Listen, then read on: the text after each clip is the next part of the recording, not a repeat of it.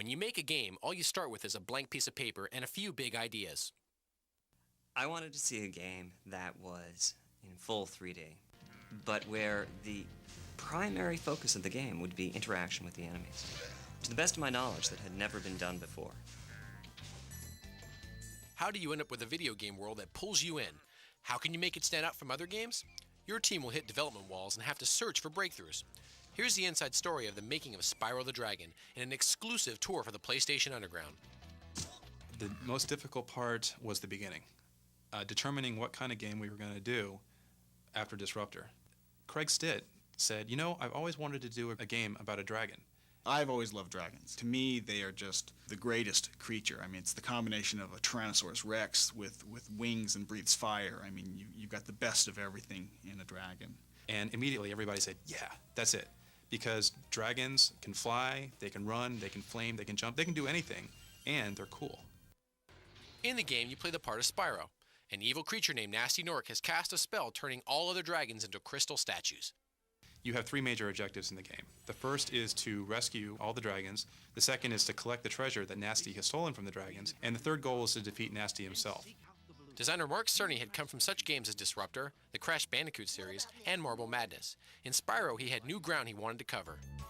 I had this idea that you could do a panoramic 3D engine on the Sony PlayStation, where there wouldn't be any fog in the distance. And I challenged Alex Hastings to create such an engine. Most of what it takes to pull off that sort of panoramic engine, it comes around in, assembly draw routines. In fact, I told him very specifically how to go about creating it. He blew me off and did something totally different.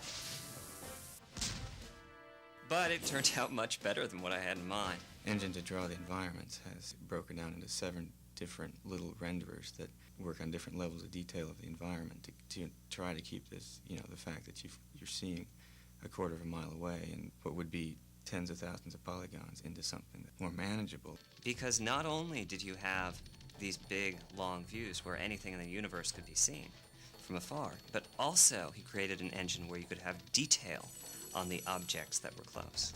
The real trick is that in every transition we try to do a fade or morph transition, something where you're not going to see it. I think there's never been a console video game where you got both of those. He had to write some damn good code. The fact that this game is coded specifically for the PlayStation is probably our biggest advantage. When you compare it to, say, a PC or other console platforms out there, the PlayStation is really different. The things it can do well is it can draw an enormous number of polygons. Some of those guys have 5,000 polygons in them. You'd never try to do that on any other console. Well, I think the flying levels really were a surprise for us. Everybody loved it. We made sure that we had more of them.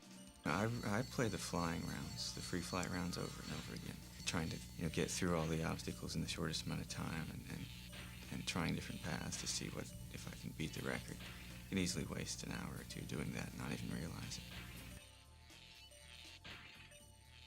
The DualShock analog controller really allows a great feel and a good freedom of control. You can just point it any direction you want and you're going there. And they've integrated the feedback in there too. You can ram yourself into a wall and you'll just feel it come back at you. The game also has features especially for hardcore gamers. In every single instance where you can super dash, there is a secret place you can get to. That is our challenge to all the really good players out there. Not to go out and buy a hint guide or read about it in the magazines, but to find out for themselves where it is they can go or what it is they can do. Another feature that pulls you in is the soundtrack. Spyro includes some well-known voices. Don't worry, the only one who's going to be trapped is him. When we were putting together the voice of Spyro, we talked to Carlos Alazraqui first and last, as it turned out. I think we went through about maybe 5 or 6 versions, where he was like really, really young and had Lionel up in the nose, and then he was like really cooler and older, and they actually recorded something like that, but then they found out he was too mean. So then we just kind of did a mixture in between the two, where it's kind of like he's really kind of a go-getter kind of guy and kind of tough, but really kind of nice. Be on the lookout for North Commandos, Spyro. The other big voice part of the game is with the dragon. One of the voices that we've relied upon a lot is Clancy Brown, who's a well-known actor who was in Starship Troopers. The dragons are freed from their crystal, and then they give him advice and tell him how to play the game cryptically, you know, to teach him how to fly, how to use the buttons, where to go, what to say, who to do, who he has to fight, who he doesn't have to fight.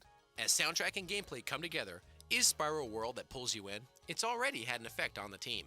Actually, now, if you walk around the office, a lot of people speak in the voices of the characters. What? You